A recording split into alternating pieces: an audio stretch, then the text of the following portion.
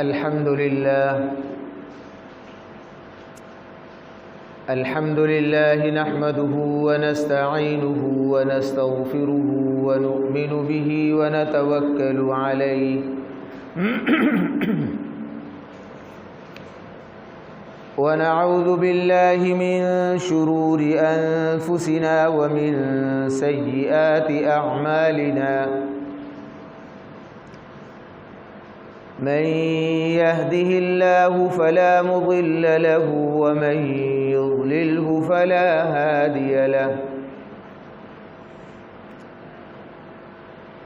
ونشهد أن لا إله إلا الله وحده لا شريك له ونشهد أن سيدنا ونبينا ومولانا محمدًا عبده ورسوله أما بعد فأعوذ بالله من الشيطان الرجيم بسم الله الرحمن الرحيم يا أيها الذين آمنوا كتب عليكم الصيام كما كتب على الذين من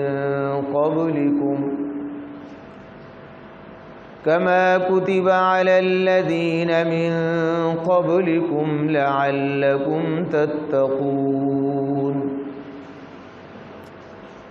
صدق الله مولانا العظيم وصدق رسوله النبي الكريم يا رب صل وسلم دائما أبدا على حبيبك خير الخلق كلهم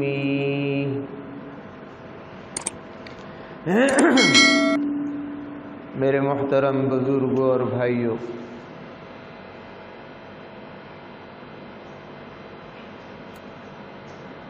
رمضان المبارک کا یہ دوسرا جمعہ ہے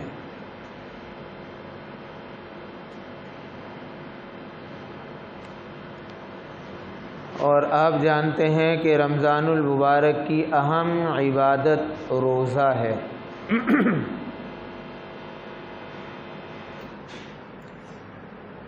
جو آیت میں نے تلاوت کی ہے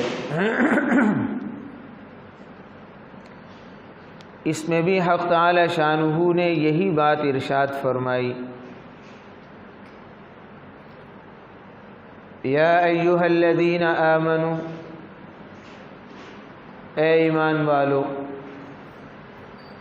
کتب علیکم الصیام، تم پر روزے فرض کیے گئے، کما کتب علی الذین من قبلکم، اور یہ صرف تم پر ہی فرض نہیں ہوئے ہیں بلکہ تم سے پہلے ہمارے جتنے نبی جتنے پیارے ہوئے ہیں ہم نے سب پر فرض کیے ہیں۔ سوال یہ بنتا ہے کہ اے اللہ آپ نے کیوں فرض کیے ہیں؟ تو جواب ملتا ہے کہ ہم تمہیں متقی بنانا چاہتے ہیں۔ متقی کس کو کہتے ہیں؟ متقی کا معنی تقریباً اس کے قریب ہے کہ ہم تمہیں اپنا دوست بنانا چاہتے ہیں، ہم تمہارا اپنے ساتھ تعلق مضبوط کرنا چاہتے ہیں۔ اس لیے میں نے پچھلے جمعے بھی اسی بارے میں کچھ باتیں عرض کی تھیں، ایک دو باتیں میں آج عرض کرتا ہوں۔ روزہ حقیقت میں اللہ کی مہربانی، اللہ کی رحمت کی ایک شکل ہے۔ اللہ کی مہربانی اور اللہ کی رحمت کی ایک شکل ہے۔ جو لوگ تعلیم سے وابستہ رہے ہیں، تعلیم سے جڑے رہے ہیں، چاہے وہ مدرسے میں پڑھتے رہے ہوں، چاہے وہ اسکول میں پڑھتے رہے ہوں، وہ اس حقیقت کو سمجھتے ہیں کہ استاد کبھی کبھی طالب علم کے ذمے کوئی کام لگاتا ہے کہ تم نے یہ کام کرنا ہے اور اتنا سبق یاد کرنا ہے، اس لیے کہ استاد سمجھتا ہے کہ سبق یاد کرنے میں طالب علم کی کامیابی چھپی ہوئی ہے۔ کبھی تو وہ طالب علم اپنا کام پورا کرتا رہتا ہے تو استاد کو کوئی نئی ترتیب بنانے کی ضرورت نہیں پڑتی، اس لیے کہ بچہ سبق یاد کر رہا ہے۔ اور کبھی ایسا ہوتا ہے کہ استاد یہ دیکھتا ہے کہ اگر یہ طالب علم اسی طرح سست چلتا رہا یہ تو اپنا نقصان کر لے گا، پھر استاد اس پر کچھ چیزیں پابندی کے طور پر لاگو کرتا ہے کہ تم نے یہ کرنا ہے، یہ کرنا ہے، یہ کرنا ہے۔ اور کبھی کبھی تو ایسا ہوتا ہے کہ استاد اپنے قریب طالب علم کو کھڑا کرتا ہے اور ایک دو ڈنڈے بھی لگا دیتا ہے، تو وہ کام جو طالب علم اپنی مرضی سے نہیں کرتا یا کام پورا کر نہیں پاتا تو استاد وہی کام ڈانٹ ڈپٹ سے کروا لیتا ہے۔ سمجھ میں آ رہی بھائی بات؟ استاد وہی کام ڈانٹ ڈپٹ سے کروا لیتا ہے، استاد کو پتا ہوتا ہے کہ یہ کام پورا کرے گا تو اس کو کامیابی ملے گی، اس کام کے ساتھ اللہ نے اس کی کامیابی جوڑی ہوئی ہے۔ اسی طرح حق تعالی شانہ کبھی انسان سے مجاہدہ کرواتے ہیں۔ آپ جانتے ہیں جماعت والے ساتھی بیٹھے ہیں کہ بزرگوں نے ترتیب بنا رکھی ہے تربیت کے لیے، اتنا وقت لگاؤ، اتنا وقت لگاؤ، اتنا وقت لگاؤ۔ اگر سارے مسلمان اپنے کام کو پوری ترتیب سے کر رہے ہوتے،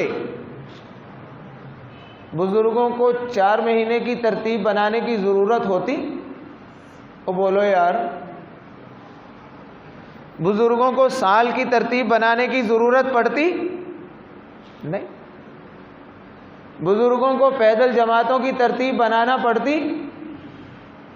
کوئی ہاں نہ بھی کرو یار، کیا کر رہے ہیں، کوئی سر ہلاؤ تاکہ مجھے پتہ چلے آپ بات کو سن رہے ہیں۔ کوئی ترتیب بنانے کی ضرورت نہ پڑتی۔ اس لیے بڑے ہمیشہ جب دیکھتے ہیں کہ کام اپنی ترتیب پر نہیں ہو رہا تو پھر وہ ایک نئی ترتیب بناتے ہیں تاکہ کام بھی اچھا ہو اور یہ کامیاب ہو اور ناکام نہ ہو۔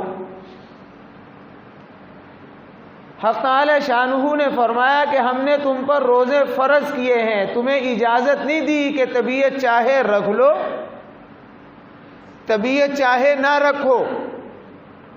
علماء نے مجاہدے کی 2 قسمیں کی ہیں، ایک مجاہدہ اختیاری اور ایک مجاہدہ اضطراری۔ مجاہدہ اختیاری وہ ہوتا ہے جو انسان اپنی مرضی سے محنت اور کوشش کرتا رہتا ہے۔ مجاہدہ اضطراری اس کو کہتے ہیں جو بڑوں کی طرف سے لاگو کیا جاتا ہے کہ تم نے یہ کرنا ہے۔ اس لیے ہمیں یہ کہا گیا کہ تم پورا سال روزہ رکھنا چاہو رکھ لو، نہیں رکھنا چاہتے نہ رکھو۔ اور رمضان المبارک میں کیا کہا؟ روزہ رکھو، لازمی رکھو، ضروری رکھو، کوئی گنجائش چھوڑنے کی نہیں ہے۔ اب سوال یہ ہے کہ روزہ ہم پہ فرض ہوا کیوں؟ اگر تو کام اپنی ترتیب پر ہوتا رہتا تو روزہ فرض کرنے کی ضرورت نہیں تھی، لیکن کام جب اپنی ترتیب پر ہوتا نہیں ہے اور ایک مسلمان خسارے کے نقصان کی راہیں تلاش کرتا ہے تو پھر بڑوں کو فیصلہ کرنا پڑتا ہے کہ یہ نقصان کی طرف جا رہا ہے۔ اب آپ اس پر غور کریں. مثال کے طور پر انسان دو چیزوں سے مل کر بنا ہے، جسم اور روح، دو چیزیں ہیں. اب روح اور جسم میں سے زیادہ قیمتی چیز کیا ہے؟ اگر آپ غور کریں، زیادہ قیمتی چیز روح ہے. روح جب نکل جاتی ہے انسان کی حاکمیت ختم ہو جاتی ہے، اور جب روح موجود ہوتی ہے یہ جسم 20 سال رہے تو تر و تازہ رہتا ہے، 30 سال رہے تو تر و تازہ رہتا ہے، 40 سال رہے تو تر و تازہ رہتا ہے، 70 سال رہے تو تر و تازہ رہتا ہے. اسی جسم کے ساتھ یہ گاڑیاں بھی دوڑاتا پھرتا ہے،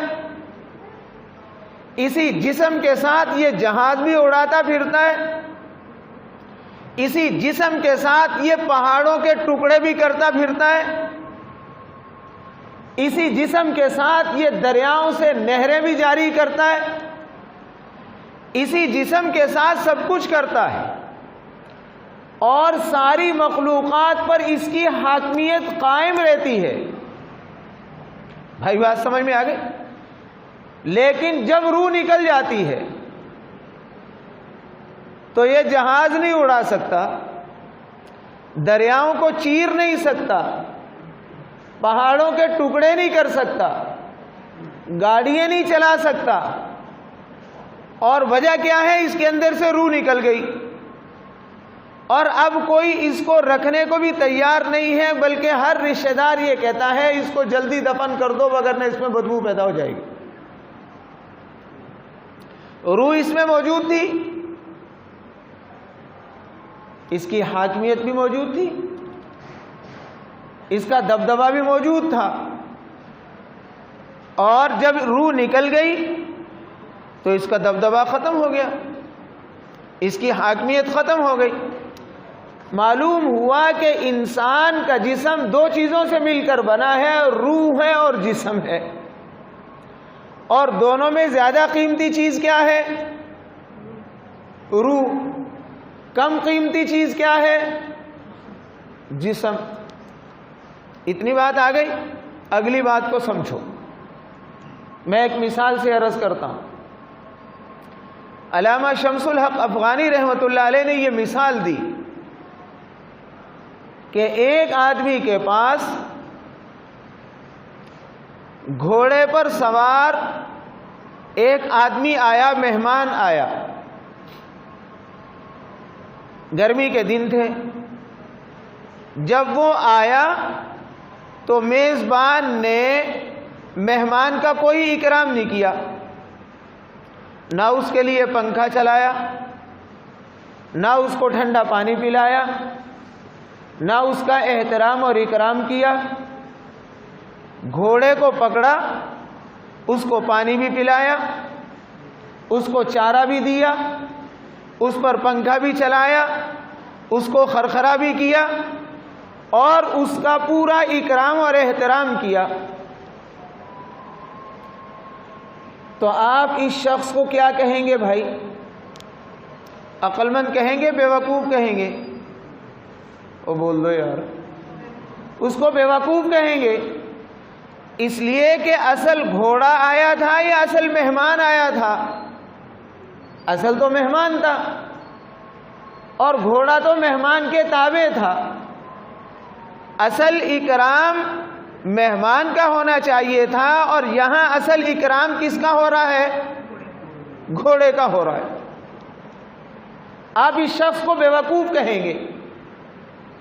کہیں گے نہیں کہیں گے؟ اسی طرح انسان دو چیزوں سے مل کے بنا ہے، روح اور جسم. دنیا میں جتنا بھی نظام ہے وہ جسم کی مدد کے لیے تو ہے، روح کے لیے کوئی نظام نہیں.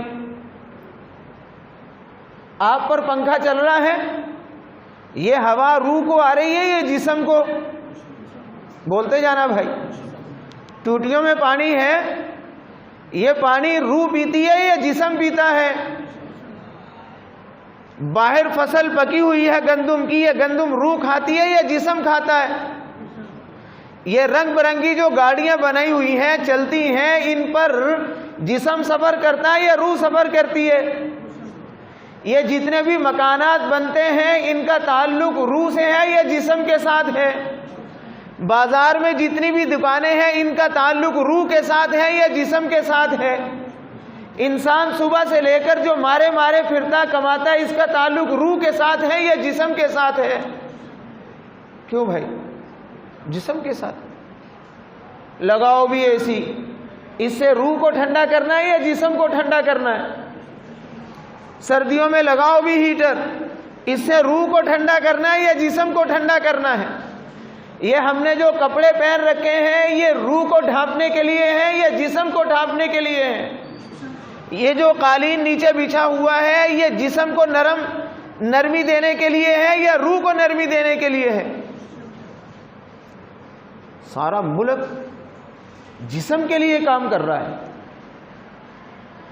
اگر وہ آدمی جو سوار کو پوچھے نہیں گھوڑے کی خدمت کرے آپ اس کو بیوقوف کہتے ہیں، یہاں سارے کا سارا ملک ہی بیوقوفوں کا ہے۔ وفاقی ساری وزارتوں کا تعلق جسم سے، صوبائی ساری وزارتوں کا تعلق جسم سے ہے، ملک کے ہزاروں محکموں کا تعلق کس سے ہے بھائی؟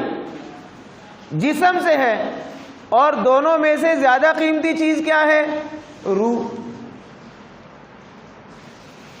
دونوں میں سے زیادہ قیمتی چیز کیا ہے؟ روح۔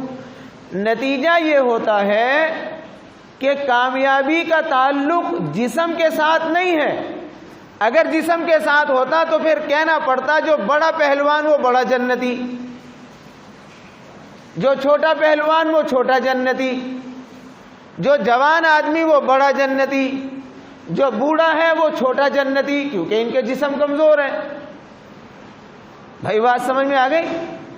تو ساری غذا ساری چیزیں جب جسم کے ساتھ جڑی ہوئی ہیں، یہاں کی ساری غذائیں جسم کے ساتھ جڑی ہوئی ہیں، اس کا نتیجہ یہ ہوتا ہے کہ روح جسم کی جسمانی قوتوں کے نیچے دب دب کے اتنی کمزور ہو جاتی ہے کہ وہ ایک سبحان اللہ ایک الحمدللہ کہنے کی طاقت بھی نہیں رکھتی۔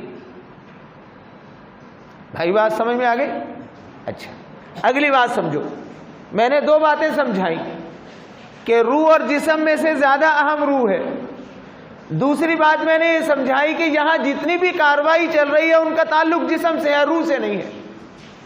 اور تیسری بات یہ ہے کہ انسان کی کامیابی یہ روح کے پلے میں ہے، جسم کے پلے میں نہیں ہے۔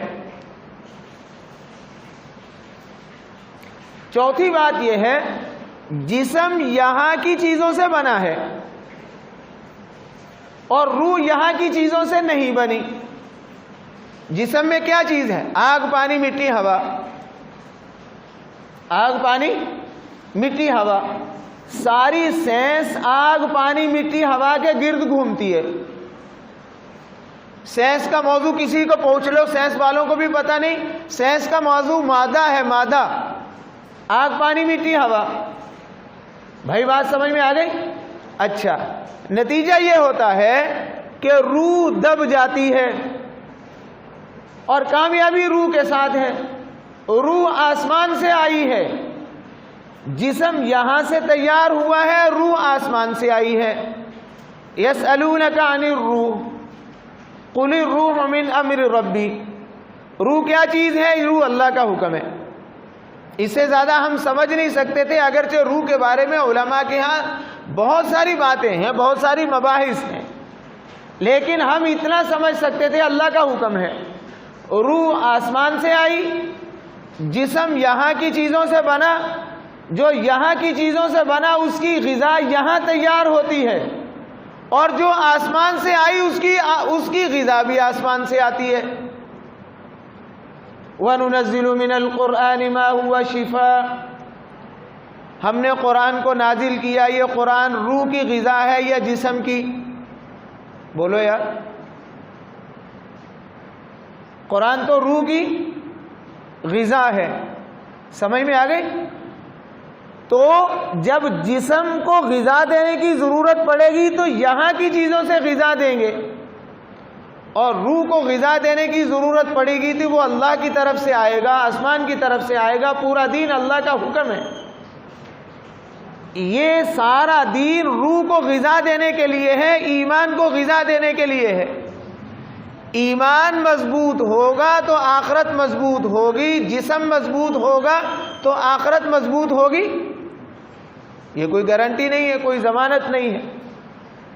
تو اللہ رب العزت فرما رہے ہیں کہ ہم نے تم پر روزے فرض کیے، یا ایھا الذین آمنوا کتب علیکم الصیام، اے ایمان والو تم پہ روزے فرض کیے۔ روزوں کا تعلق کس سے ہے؟ روح کے ساتھ ہے اور ایمان کے ساتھ ہے، تاکہ روح اور ایمان مضبوط ہو۔ روح اور ایمان مضبوط ہوگا تو یہ آخرت میں کامیابی حاصل کر پائے گا، وگرنہ یہ تو نادان بیوقوف جسم کو ہی پالتا رہے گا۔ حقیقت ہے یا نہیں ہے بھائی؟ ساری انسان کی کاروائی صبح سے لے کر شام تک 24 گھنٹے یہ جسم کے پالنے کی کاروائی ہے، ایمان بنانے کی کاروائی نہیں ہے۔ روح کو طاقتور کرنے کی کاروائی نہیں ہے۔ اللہ رب العزت نے شفقت فرمائی کہ یہ انسان تو غفلت کی طرف جا رہا ہے، یہ تو اپنا نقصان کر لے گا۔ اللہ نے کہا ہم تم پہ روزے فرض ہیں۔ اب پابندی کس پر لگی اور آزادی کس کو ملی؟ کھانے پر پابندی لگ گئی، کیوں؟ اس سے جسم پلتا ہے۔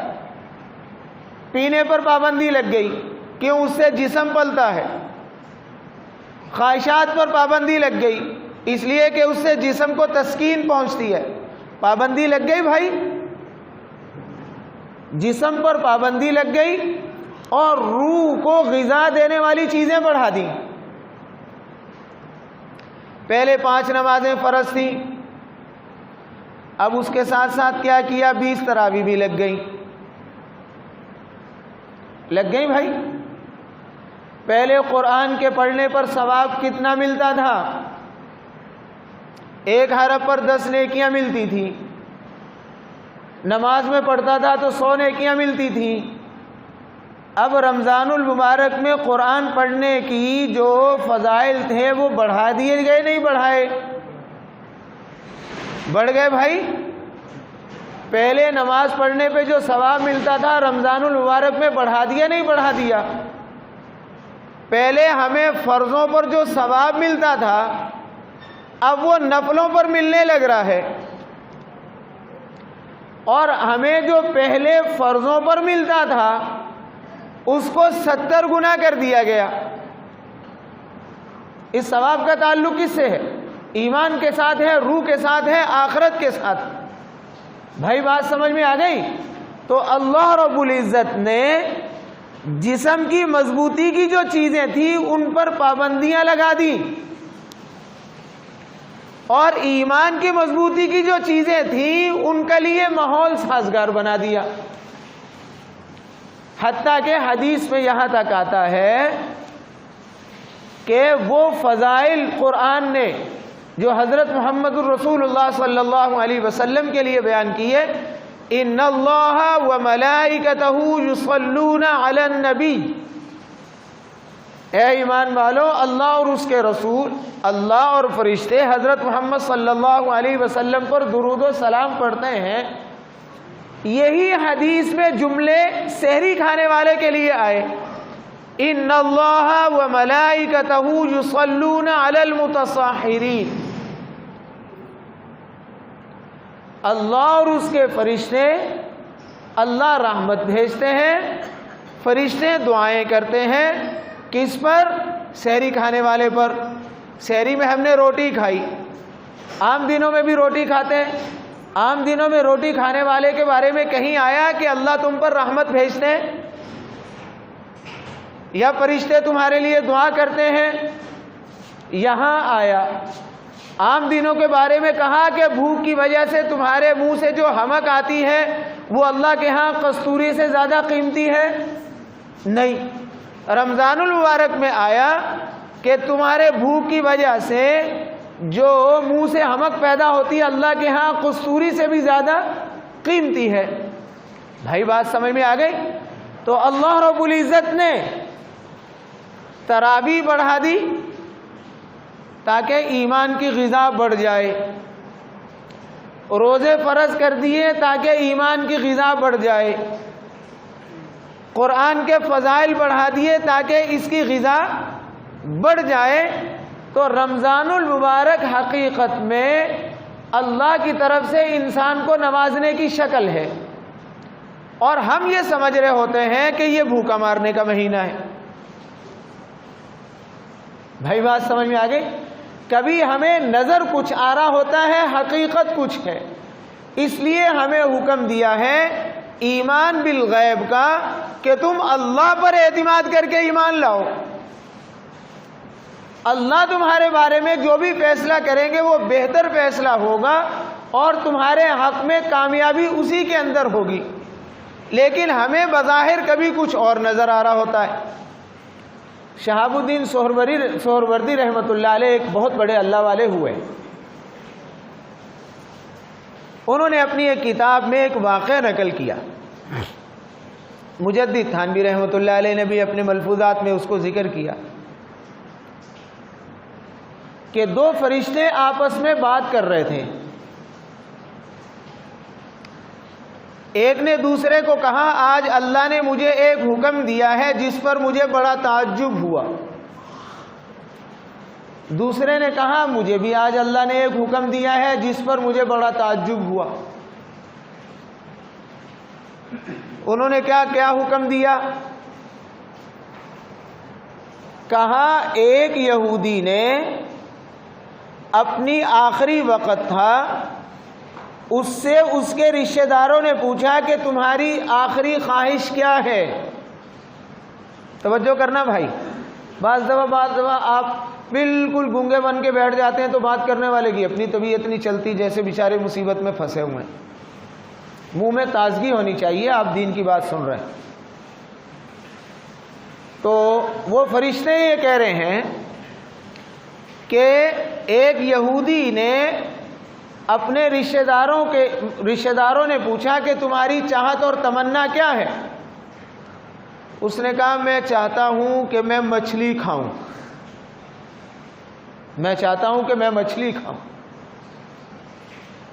اب اس کی تمنا یہ ہے کہ میں مچھلی کھاؤں۔ وہ فرشتہ یہ کہہ رہا ہے کہ ان کے علاقے میں جو دریا لگتا ہے اس میں آج کل مچھلیاں نہیں، اور اللہ رب العزت نے مجھے یہ حکم دیا ہے کہ تم دریا کے دوسرے حصے سے مچھلیوں کو ہانک کے ان کے علاقے میں چھوڑ کے آؤ تاکہ وہ مچھلی کھائے۔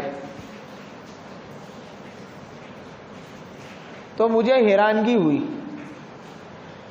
یہ ہوئی کہ اے اللہ یہ یہودی ہے، یہ کافر ہے، یہ تیرا دشمن ہے، اور آخری وقت آپ اس کو مچھلی کھلا رہے ہیں۔ سمجھ آ رہی بھائی بات؟ آخری وقت آپ ان کو مچھلی کھلا رہے ہیں۔ تو میں نے اللہ سے درخواست کی ہے اللہ آپ اس کو مچھلی کھلا رہے ہیں۔ اللہ نے فرمایا کہ اصل بات یہ ہے کہ ہمارا اصول اور ضابطہ یہ ہے کہ ہمارے ہاں کافر کے لیے جنت نہیں ہے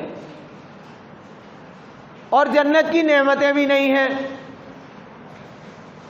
کافر کے لیے نہ جنت ہے اور نہ جنت کی نعمتیں ہیں، اور جنت تو ایمان والے کے لیے ہیں اور ایمان والے کے لیے جنت کی نعمتیں ہیں۔ اب یہ جو یہودی کافر ہے اس نے جتنے بھی اچھے کام کیے اس کو جنت تو ملے گی نہیں، لیکن اس کے اچھے کاموں کا بدلہ میں یہاں دے چکا۔ صرف اس کا ایک اچھا کام رہتا ہے جس کا میں نے ابھی بدلہ دینا ہے، اور اس نے مچھلی کھانے کی تمنا کی تو میں اس کی وہ بھلائی وہ نیکی اس کا بدلہ دینے کے لیے اس کو مچھلی کھلا رہا ہوں۔ تعجب ختم ہوا فرشتے کا بھائی؟ دوسری طرف دوسرا فرشتہ کیا کہتا ہے؟ دوسرا فرشتہ یہ کہتا ہے کہ اللہ کے ایک نیک بندے ہیں، ان کا آخری وقت ہے، ان کے رشتہ داروں نے ان سے پوچھا کہ تم کیا چاہتے ہو؟ تو اس اللہ والے نے کہا میں چاہتا ہوں کہ میں یہ روغن زیتون کا روغن پیوں، زیتون کا روغن پیوں، میں پینا چاہتا ہوں۔ اور اللہ نے میری ڈیوٹی یہ لگائی ہے کہ جب وہ زیتون اس کے ہاتھ میں آئے، وہ پینے لگے، تم نے ہاتھ مار کے گرا کے آنا ہے۔ سمجھ آ رہی بھائی؟ تم نے ہاتھ مار کے گرا کے آنا ہے۔ چنانچہ میں نے تو اللہ کا حکم پورا کرنا ہے، گرا کے آنا ہے، لیکن میں نے اللہ سے عرض کی اے اللہ یہ تیرا نیک بندہ ہے، ساری زندگی اس کی تیری فرمانبرداری میں گزری ہے اور ہمیشہ اس کی کوشش رہی کہ تیرے حکموں کو پورا کرے، اور اس نے پورے کیے بھی۔ اگر آخری وقت میں اس کے دل میں آئی گئی میں نے زیتون کا روغن پینا ہے تو اے اللہ اس کو مل جانا چاہیے تھا۔ اللہ رب العزت نے فرمایا کہ بات اصل یہ ہے کہ میری عادت مبارکہ یہ ہے کہ جب میں کسی سے راضی ہوتا ہوں تو اس سے جتنی لغزشیں اور غلطیاں ہوئی ہوتی ہیں میں وہ غلطیوں کی سزا ان کو یہی دیتا ہوں تاکہ اس کی آخرت محفوظ ہو جائے۔ سن رہے ہو بھائی؟ تاکہ اس کی آخرت محفوظ ہو جائے۔ اب یہ میرا جو بندہ ہے، میرا پیارا بندہ ہے، نیک بندہ ہے، اس کی ایک خطا رہتی ہے،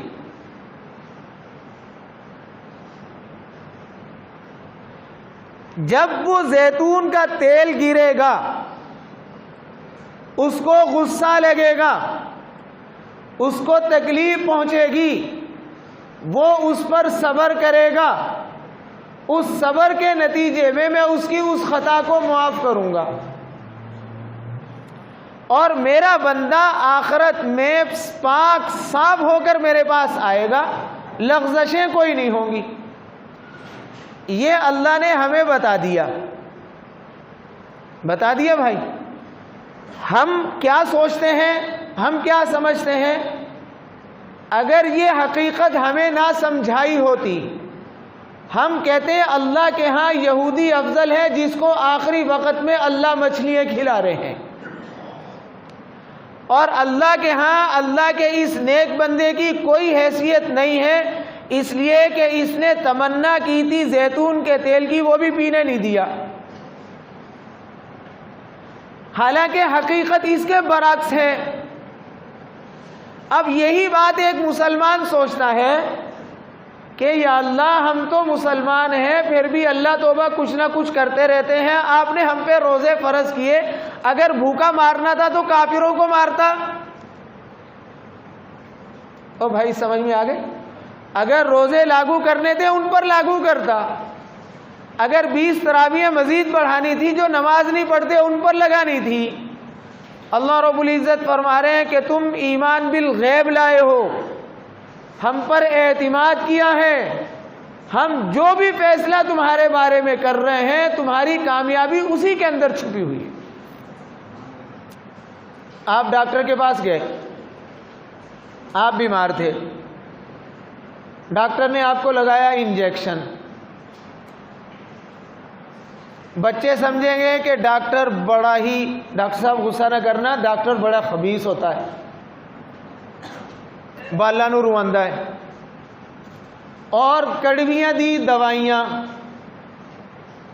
وہ کہے گا دوائی بھی کڑوی دی، اور جو کھاتا پیتا تھا پہلے کہیں گھی پر پابندی لگا دی، کہیں شہد پر پابندی لگا دی، کہیں کسی چیز پر پابندی لگا دی۔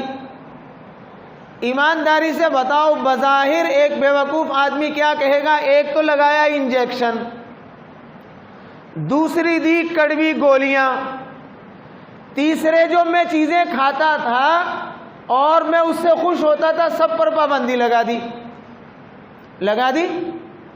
بیوقوف کیا سمجھے گا؟ یہ سارے ظالمانہ فیصلے ہیں، اور اگر اس نے کہہ دیا کہ اس کا آپریشن ہوگا، کہیں گا یہ اس سے بھی ظالم۔ اور حقیقت کیا ہے؟ عقل مند سمجھ رہا ہے کہ یہ انجیکشن لگا کے جو سیسی ہو رہی ہے اس میں میری راحت چھپی ہوئی ہے، اس کڑوی دوائی کے اندر جو مجھے دی جا رہی ہے میری کامیابی اس کے اندر چھپی ہوئی ہے، یہ جو آپریشن کر کے میرے جسم کو چیرا جا رہا ہے اس کے اندر میری کامیابی چھپی ہوئی ہے۔ یہی وجہ ہے کہ عقل مند آدمی انجیکشن کے بھی پیسے دیتا ہے، دوائی کے بھی پیسے دیتا ہے، آپریشن کے بھی پیسے دیتا ہے، اور ڈاکٹر کا جو یہ رویہ ہے اس کے بھی پیسے دیتا ہے، اور ڈاکٹر اگر سختی کرے، شدت کا معاملہ کرے تو اس کو بھی وہ حسن سلوک سمجھ رہا ہے۔ سمجھ رہا ہے بھائی؟ بچہ کیا سمجھے گا کم عقل کہ ڈاکٹر سے بڑا ظالم کوئی نہیں، اس لیے بچے بعض دفعہ ڈاکٹر کو دیکھتے ہی رونے لگ جاتے ہیں کہ انہیں الٹی کا لانا ہے۔ ایسا ہے بھائی؟ جب دنیا کی تھوڑی سی سمجھ یہ کہہ رہی ہے کہ میرے بارے میں ڈاکٹر نے جو فیصلہ کیا یہ حقیقت میں ظلم نہیں ہے، یہ مہربانی کی ایک شکل ہے۔ ایسا ہے بھائی؟ یہ مہربانی کی ایک شکل ہے۔ آپ مدرسے میں پڑھتے رہے، اسکول میں پڑھتے رہے، بعض اساتذہ طالب علم کے دور میں بہت سختی کرتے تھے، چھٹیاں دینے میں بھی سختی کرتے تھے، سزا دینے میں بھی سختی کرتے تھے، اور ہنستے بھی نہیں تھے، جھاڑ پھوڑ کر کے رکھتے تھے، جس کا نتیجہ یہ ہوا کہ ہمیں 4 حرف آ گئے۔ اور بعض اساتذہ نرم تھے، جب چھٹی مانگی چھٹی دے دی، جب غلطی کی تو کوئی سزا نہیں ملی، حرکتیں کی تو کوئی ڈانٹ ڈپٹ نہیں ہوئی۔ بظاہر ہم یہ سمجھتے تھے کہ یہ استاد مہربان ہے، لیکن جب عقل نے کام کرنا شروع کیا تو نتیجہ اس کے الٹ آیا۔ وہ اساتذہ یا وہ والدین جنہوں نے اپنی اولاد پر تھوڑی سی سختی کر کے اچھی تربیت کر دی، کوئی ہنر سکھا دیا، اب ان کی وہ سزا تو بھول گئی، لیکن جسم سے، زبان سے ان کے لیے اچھے الفاظ نکلتے ہیں کہ میرے ماں باپ بہت اچھے تھے، میرے استاد بہت اچھے تھے۔ اور وہ اساتذہ جنہوں نے نرمی کی، آزادی دی، نتیجہ یہ ہوا کہ انہوں نے، ہمیں عقل نہیں تھی، کمزوریاں رہ گئیں۔ اب جب وہ کمزوری سامنے آتی ہے تو استاد بھی سامنے آ جاتا ہے۔ بظاہر اس وقت لگتا تھا کہ استاد مہربان ہے، اور حقیقت یہ سمجھ میں آئی کہ نہیں، جو استاد ظالم نظر آ رہا تھا وہ رحم کرنے والا تھا، اور جو رحم کرنے والا تھا وہ ظالم نظر آ رہا تھا۔ جو ماں باپ بچپن میں ظالم نظر آ رہے تھے اب وہ رحم دل نظر آ رہے ہیں، جو بچپن میں رحم دل نظر آ رہے تھے اب وہ مہربان نظر آ رہے ہیں۔ اور بھائی ایسا ہے، اس لیے بھائی یہ آنکھ جب بند ہوگی تو حقیقت کھلے گی۔ پہلے میں یہ کہہ دیتا تھا کہ جب آنکھ بند ہوگی، چند دن پہلے حضرت علی رضی اللہ تعالیٰ عنہ کا ایک جملہ میں نے پڑھا۔ حضرت علی نے فرمایا کہ تم اب سوئے ہوئے ہو، تمہیں نہیں پتہ چلتا کہ اللہ کی کیا مہربانیاں ہیں، کیا کیا ہیں۔ جب موت آئے گی تو تم جاگ جاؤ گے، دل کی آنکھیں کھل جائیں گی۔ اب غفلت کی وجہ سے دل و دماغ کی آنکھیں بند ہیں، یہ آنکھیں چل رہی ہیں، یہ آنکھیں ظاہر کو دیکھتی ہیں، دل و دماغ کی آنکھیں اس ظاہر کے پیچھے جو اللہ ہے اس کو دیکھتی ہیں۔ اب بصارت چل رہی ہے، حقیقت میں بصیرت چلنی چاہیے، ایمان اور دل و دماغ کی آنکھیں چلنی چاہیے، تب کامیابیاں سمجھ میں آئیں گی، ناکامی کیا ہے، کامیابی کیا ہے۔ وگرنہ آج تو ہم یہ سمجھ رہے ہیں کہ کافر موج مستی میں ہیں اور ایمان والے مشقت میں ہیں، اور بعض ساتھی اللہ سے شکوہ بھی کر دیتے ہیں، اے اللہ تیرا کلمہ میں پڑھتا ہوں، موج مستیاں وہ کرتے ہیں۔ ایسا ہے؟ اللہ نے ان کے لیے فرمایا یہ دنیا فانی ہے، یہ عارضی ہے، اس کی پیاس بھی عارضی ہے، اس کی بھوک بھی عارضی ہے، اس کی مشقت بھی عارضی ہے، اس کی دھوپ بھی عارضی ہے، اس کی پریشانیاں بھی عارضی ہیں۔ حقیقی پریشانیاں ہیں آخرت کی۔ اے ایمان والو، اگر تم ہماری بات مان کر دین پر چلتے رہو گے، روزوں کا اہتمام بھی کرتے رہو گے، تراویح کا اہتمام بھی کرتے رہو گے، اور جو کام ہم نے تمہارے ذمے لگائے ہیں تمہیں وہ اگرچہ مجاہدے محسوس ہوں گے لیکن تم کرتے رہو گے، انہی کے پیچھے تمہاری کامیابیاں چھپی ہوئی ہیں۔ کون کہہ رہا ہے بھائی؟ اللہ۔ کون کہہ رہا ہے بھائی؟ حضرت محمد صلی اللہ علیہ وسلم۔ کون کہہ رہا ہے بھائی؟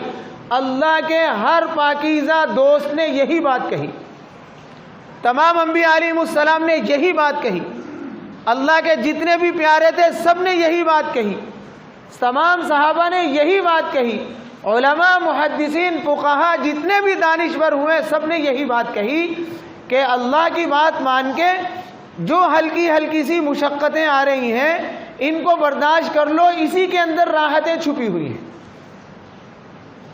بھائی بات سمجھ میں آ گئی؟